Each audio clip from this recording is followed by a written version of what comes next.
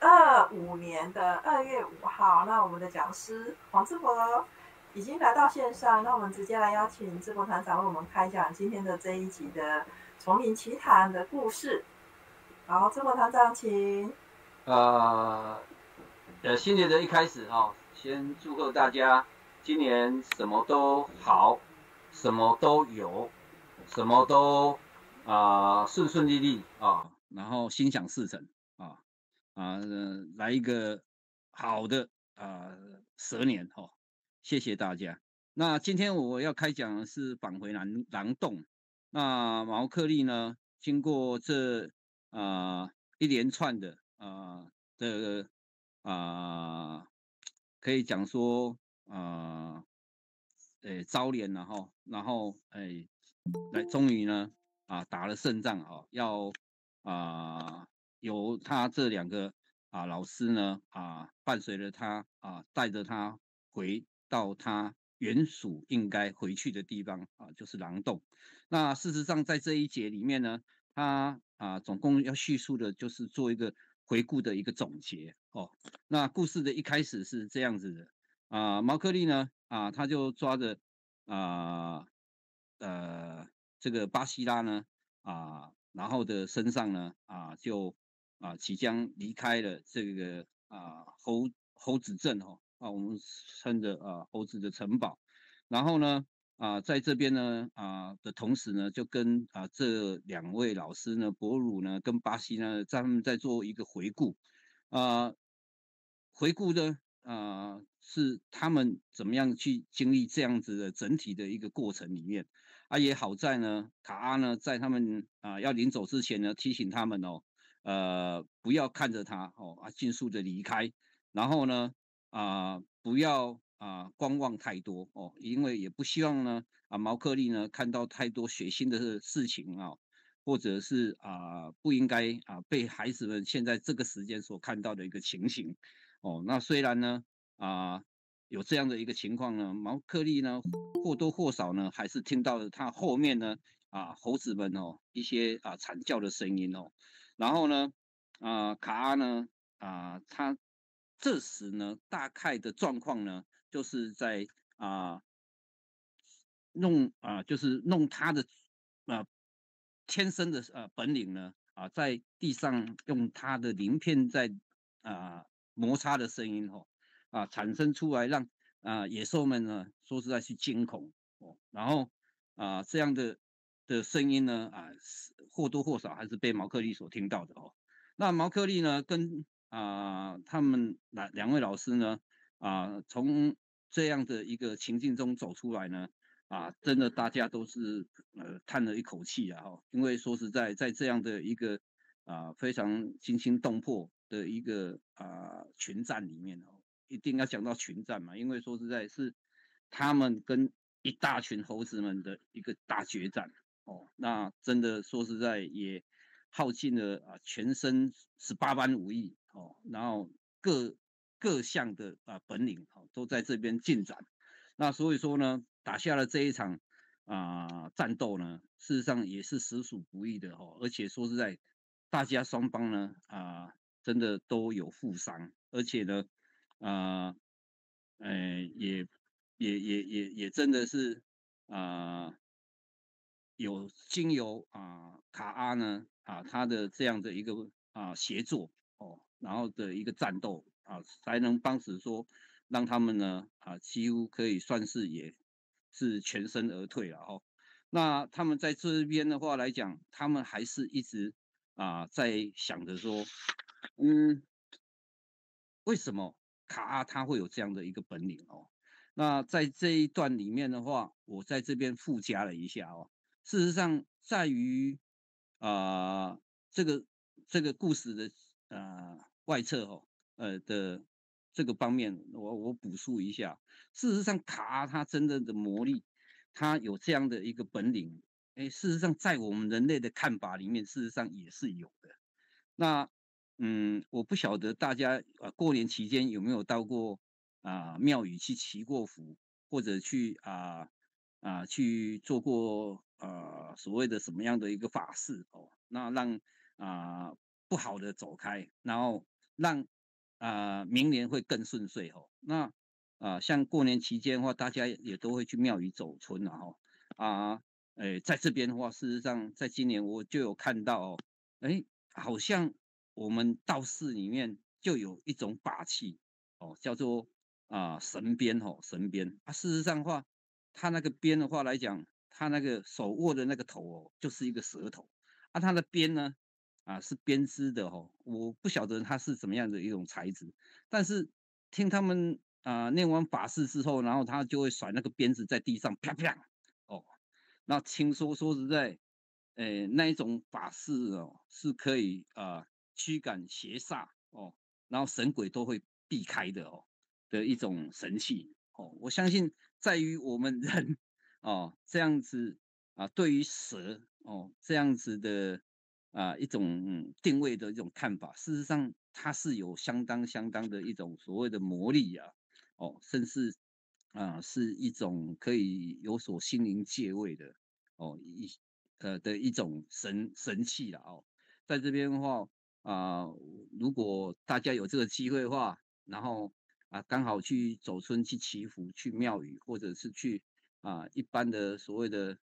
神坛哦，搞不好也会有看到哦，那也可以不妨亲身目睹看看哦。那呃好在他们走得也快哦，那事后呢他们都是一直在回顾的哦，他们整体所发生的种种的一些情况，然后对于卡阿呢哦，他这样子的一种本领哦，事实上在于我们的认知上话来讲的话，就是每一种动物事实上它都有所谓的食物链，然后呢，这些呢都是关乎到于所谓的求生的本领跟生存的能力哦。那所以说一物降一物哦，一物克一物，这是不变的法则。那如果这个秩序改变了，事实上我们整个一个生存的界面也都会啊、引起的重大的波折哦。那他们在这边回想的同时呢，他们认定为说啊、他们是因为他的动作，甚至于他整体的声音哦，然后产生了他们会有不由自主的啊到达了卡阿的跟前哦，然后跳进去他的嘴巴里面哦，让卡阿给吃掉哦。那在这个故事的引述里面的话，事实上小朋友听起来会感觉也是很莫名啊。事实上，在于学术方面的话来讲话，应该是给他定向于说，卡阿应该他有一种所谓的催眠的能力哦，然后这种催眠的这样子能力呢，它是借由他的眼睛哦所散发出来的哦。我们应该也都有看过所谓的魔术魔术师的表演这里面的话，问我们阿卓校长应该就很清楚了，因为我们阿卓校长也是一个非常有名的魔术师哦。阿卓校长是不是？你会不会催眠？阿卓校长在吗？呃，我们啄木鸟校长好，因为我有看过阿卓校长呢，他也有表演魔术过，但是好像还没有看过他有表演过催眠哦。我感觉卡阿事实上他在于我们幼童军团集会的时候，我们有许多的游戏也都是用他所谓的这方面的引述，然后做出来一些的游戏，然后让小孩子们去做感受哦。好，那他们就是在这里呢就去推估卡阿到底是怎么样让动物们自动的然后到达它的跟前让它吃掉哦。那这个诱惑呢，对于人类的小孩子到底有没有用哦？毛克利自诩的是说卡阿他这些动作对他来讲都是非常的滑稽的，尤其是他的2舍5对他来讲一点作用都没有而且是可笑的。那老师们事实上就很不以为然然后就觉得毛克利你怎么可以这样说因为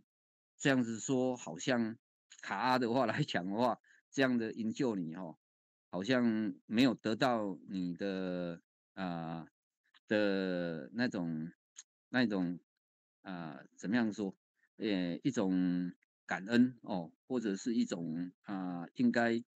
悲悯的这样子的一个心态去感恩这个卡阿那卡阿呢，他用他的头呢打破了城墙用他的鼻子呢撞破了元宝的这个裂开的这个城壁然后救你出来然后怎么可以说出来这样的一个风凉话应该还是要有一点敬畏的一个心才对了那毛克利呢，他事后稍微的顿悟了一下也觉得说他真的是很不应该，怎么会讲出这样的话然后结果他也深深的觉得说这样子也是不应该的然后就默许自己也说错了话那两个老师呢在这边的谈话里面终于大家就是互勉然后就说总算呢，我们都已经获胜了也成功的把毛克利抢回来。那我们就先彼此的看看大家的伤势如何，然后来大家互相彼此的加油打气。那应该事后呢，我们要怎样知恩图报来感谢啊、卡阿那但是呢，在这时呢我们也都应该要知道我们今天求助了卡阿来助阵，然后呢，真的让他们2位老师呢也感觉到说，他们是非常非常的呃怎样讲？应该是说非常非常的没有面子没有面子，因为他们本身在丛林里面是非常有名望的，包括呢在我们的狼群里面也都是很受尊敬的但是求助了卡阿真的又被他这个卡阿的2舍5呢给迷惑住了然后差一点也跟着那一群大猴子们陷入了跳进去了卡阿的嘴巴里面这是一件非常可耻的事情让他们感觉到非常的惭愧然后借由这样子的一个情况之下呢我们就希望这2位老师就希望说，以后毛克利千万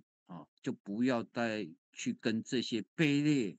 卑鄙的这些猴子们一起玩耍了那真正应该的主害者就是说这个呃毛克利呢应该要真心的悔悟，然后希望呢啊、毛克利呢可以改过自新然后毛克利呢在此的同时呢低下头然后轻轻的认错跟老师们认错说就请原谅我吧，就请原谅我了这一次，因为我已经知道错了然后呢，巴西拉呢就接过话来说，根据丛林的规律呢，这种情形呢应该是要接受处罚的哦。那伯鲁呢被巴西拉呢这样一说心里面也真的是啊、感觉到不知所措因为他平常呢真的都是很疼惜毛克利的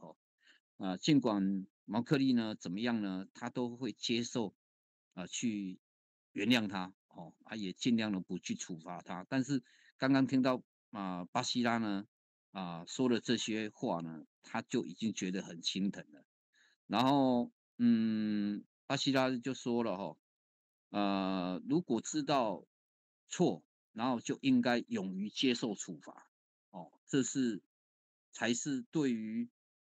一个事情哦，也接受勇敢的态度哦。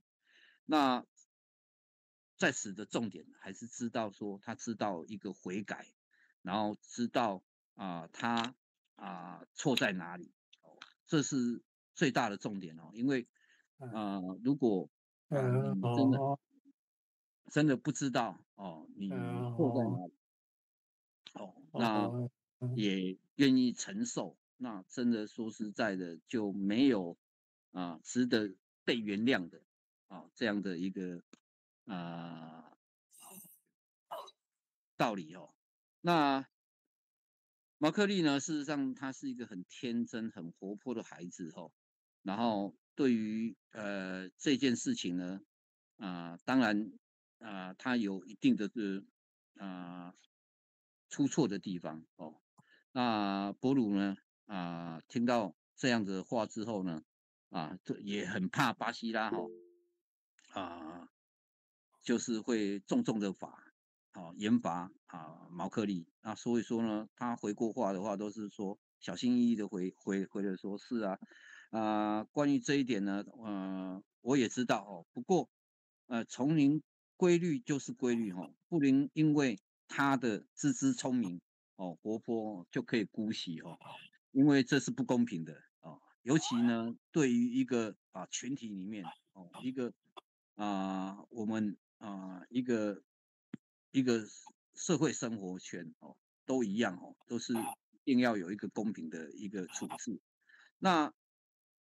才可以呢严谨的去做到我们规律的一个执行也才不会破坏了整体的一个原则性。那毛克利呢招惹了大祸也使得呢很多的动物都遭殃当然是要接受制裁的然后跟应有的处罚来做一种赎罪。那伯鲁呢想了想呢，应该要怎么样来处罚毛克利会比较好呢？结果呢也是小小声的说就用力打用力打打个6下好了哦。伯鲁呢，真的心里真的很疼惜这个孩子，这个学生因为处罚然后也真的很很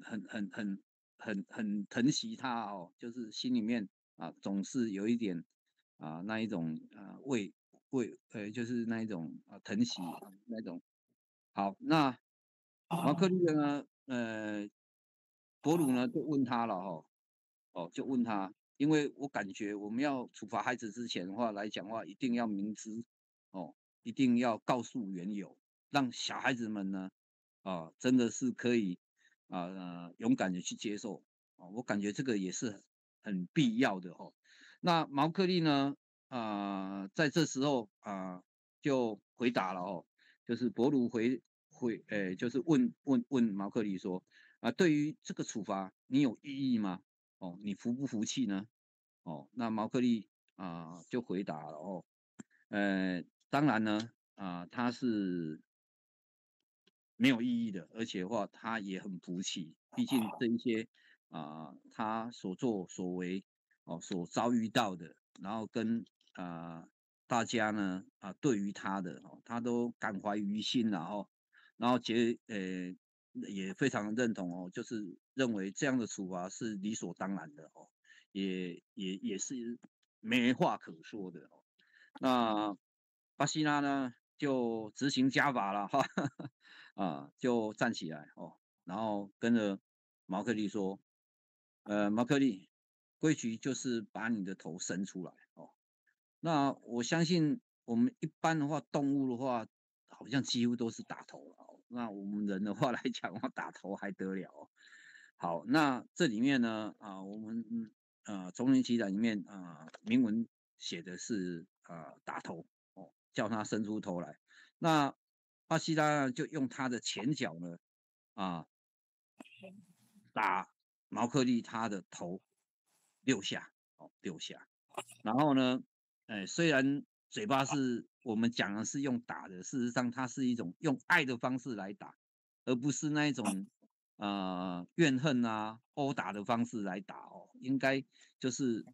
给他做一种提示上的一种警戒上的一种那一种啊、我们就说那一种体罚好了哈。好，那毛克利呢也知道巴西拉也很爱他。事实上，他们这两位老师呢很可爱的地方，就是一个会扮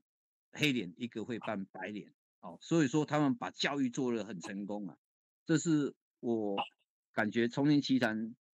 这一篇里面最感动的地方。我觉得包含我们学校教育也好，或者是家庭教育也好，我们都希望说是在我们对于一个孩子，真的可以用到一种所谓的心理对待，然后可以呢，呃，有那一种所谓的真的扮白脸、扮黑脸的那一种角色来对待孩子，来教育孩子，然后来做孩子们的一种示范，我感觉非常的有必要哦。那我觉得在这里面的话，到这边的话，我觉得丛林奇谭讲的是所表述的是非常好的地方。好，那呃，毛克利呢，他当然是非常勇敢的，然后呢，他也勇敢的接下了巴西拉他这样的一个爱的打法，然后所以说呢，我们从试看上的意思是这样子，但是事实上，毛克利还是一定有相当的一种承受了哦。我有时候就觉得伤害有时候不是在于所谓的体，有时候也是会在于一种心理。那毛克利呢，也应该也是感觉到非常难受的哦。那嗯，也不失男子气概了哦，也毫不畏缩。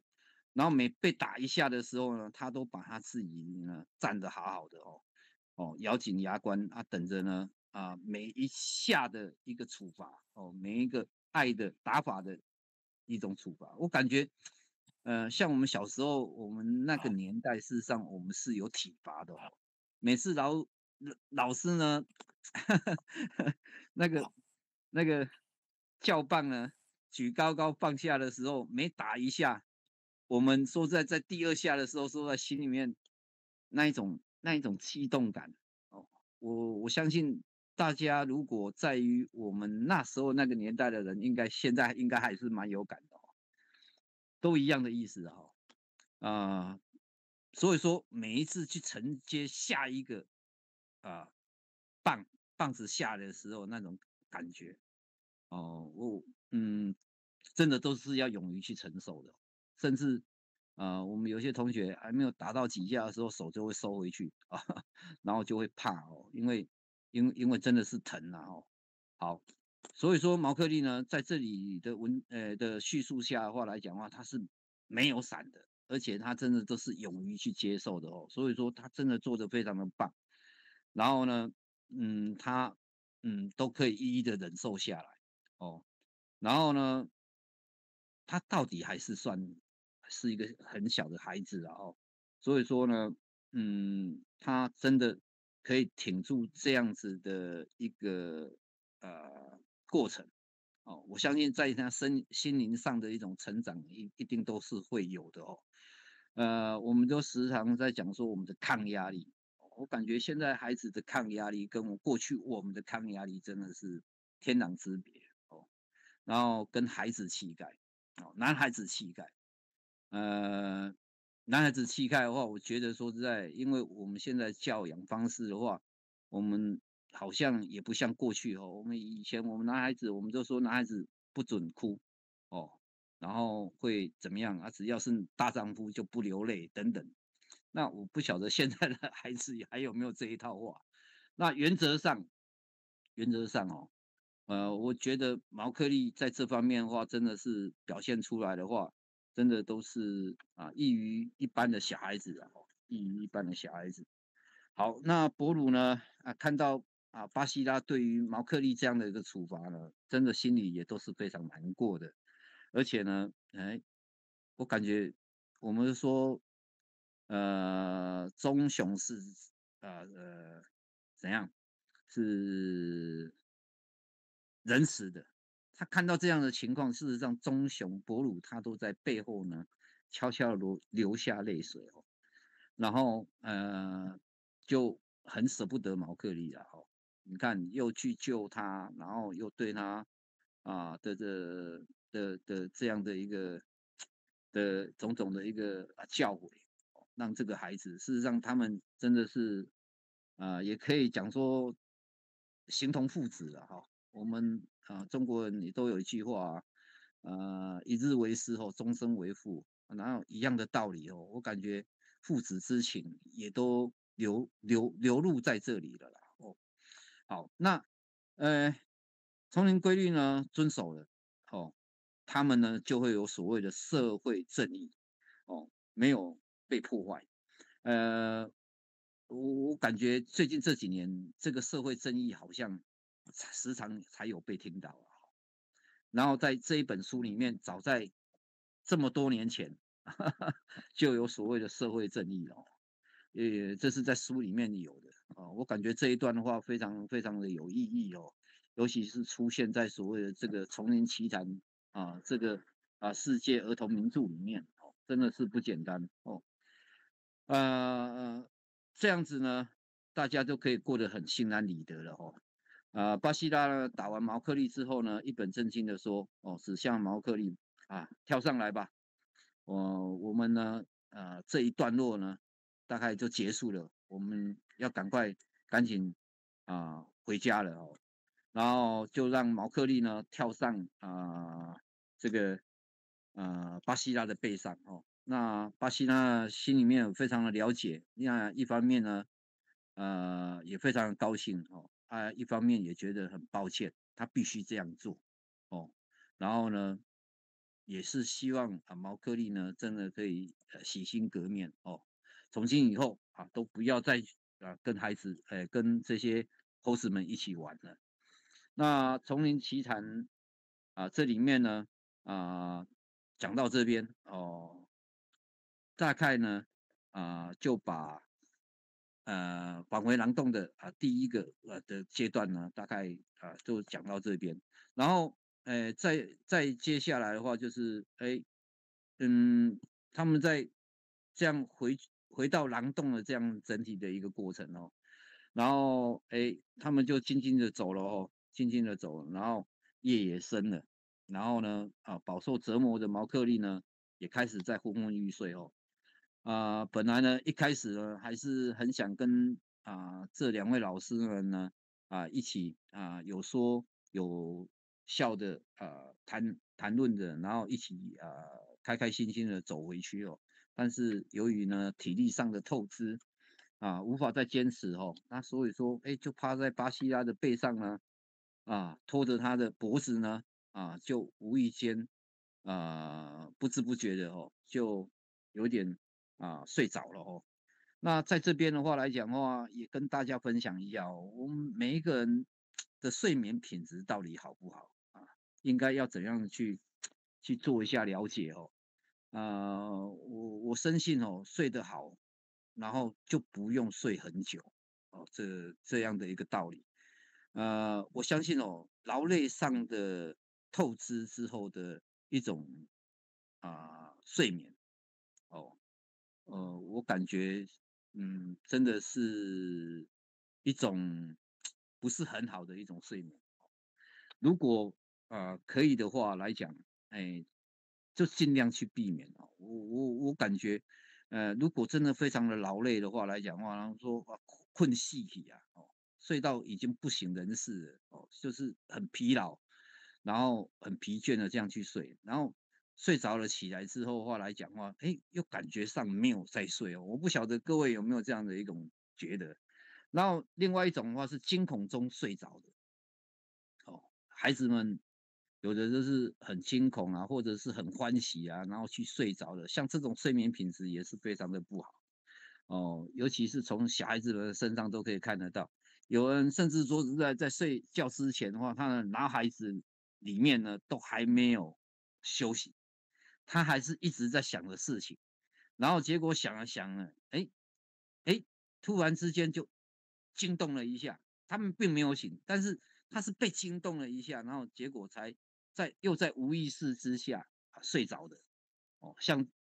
我这样的举例，这样是第二种，然后是完全放轻松的情况下，心态或者是全部放下、放轻松的那种心态去睡觉，我感觉这种睡觉的方法最好，而且说实在，睡眠品质可以说，是最完整的，而且它真的是不用睡太久的哦。我大概讲述了这三种睡觉，然后尤其是像我们已经是成人人了哦，我感觉到现在这样的一个年纪，不会睡觉的人还很多哦。然后最常见的是小孩子在睡觉。我有时候在课堂上，因为我们有午休时间，然后小孩子在睡觉，有时候他趴在桌上睡觉休息的时候，就会看到他在桌子上哦顿挫一下哦，我就知道说他可能就是所谓的我刚刚在讲，就是说他脑意识里面根本就没有在休息，他还是一直在想的东西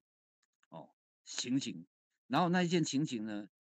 一直延展下去，结果说在让他惊到哦，然后他才会去顿挫一下。包含小婴儿也一样哦。我回想了一下，因为我现在也有孙子他回来的时候，我就感觉说，他在躺在床上的话，我们乡下人都说，是沉默的狼，所以伊在笑。事实上的话，我都在想说，人可能真有所谓的精网哦，就是过身精网哦，他可能有所谓的以前的潜意识，还是怎么样一个状况，然后他会去想，然后会去回忆结果说来他去想到美好的，他就是笑或者是怎么样，感觉这一段的话，我感觉应该大家都会有所经验因为大家也都有看过孩子们嘛，不管是 baby 还是我们的小狼哦等等我觉得在这一点的话来讲的话，大家如果有兴趣的话，也可以去推敲一下。我感觉这是一个生活的点滴。那我都会告诉孩子们说，在睡觉之前不要想东想西哦。然后如果你真的你想的太多，那你就会所谓的中了一种所谓的一种我们民间的一种所谓的一种官煞一样的意思哦，就是说，因为我也会告诉孩子们说，哎，如果你在睡觉的这是同时，然后你如果你把它记下来记下来，那你是否会等到有一天你会突然发现说这件事情你曾经做过，或者是你曾经来过哦，然后我就会把孩子们讲说，这就是人本身天生的第六感第六感的能力这都是有一点神学，但是我希望说在都是借由这一些，然后来告诉孩子们的点滴生活哦，然后让他们可以超越，然后可以释怀一些情况哦。好，我们紧接着再下去那巴西拉呢，它是一只豹，它背了一个人类的小孩。那当然，我们大家都看过豹吧？本身上都很瘦，当然它走起路来都会摇摇晃晃的摆动的很厉害，因为它背着毛克利走路嘛然后毛克利呢身体呢就会因为摇晃的关系就会忽睡忽醒这样子的朦胧欲睡的一种样态然后呢只能说很用力的去勒紧巴西拉。那我刚刚有讲过睡眠的那种品质如果是惊恐的那一种的话来讲的话，就是有所依托，然后那个力量就会持贯在那里有人睡觉的时候，说实在，他就是会一边出力棒不松，或者是说他一定要有一个依借的地方然后去靠着，然后他才有办法去睡。事实上，这样的睡眠品质都是不好的哦。好，那呃，结果呢，还是太累了就这样子人家说所谓的半梦半醒之间还会打起鼾来啊，真的是太累太累太累了。那睡的也真是甜呐、因为睡甜了才会打鼾嘛，这是这样子吗？我感觉不是诶、以我所了解，会打鼾的就是会打鼾呐、那如果睡眠品质很好的，当然会打一下鼾，应该也是无可厚非啊。但是打鼾好像现在，呃，人家医学上现在给一个名称叫做呼吸中止症。因为打鼾的话，真的会影响到睡觉的时候的呼吸的一个正常化跟一个时间那所以说打鼾真的现在对大家来讲，现代人来讲，有的已经都是通病了而且好像还没有发生鼻息肉之前应该要怎样去根治还是要早点去处理不然的话，听说会打鼾的几乎都是会睡不饱的小孩子们真的也要有良好的睡姿良好的睡姿应该要怎么样睡那也是一个非常非常值得大家去注意的地方。好，那这样子睡呢博鲁呢看到他这样睡呢，就觉得非常非常可爱也非常的引人洗脸。那所以说呢，哎，真的伯吕姆呢，看他这样子的话来，就会觉得真的有这样的一个学生，真的是一生的荣耀了，因为也是骄傲嘛，有这样的一个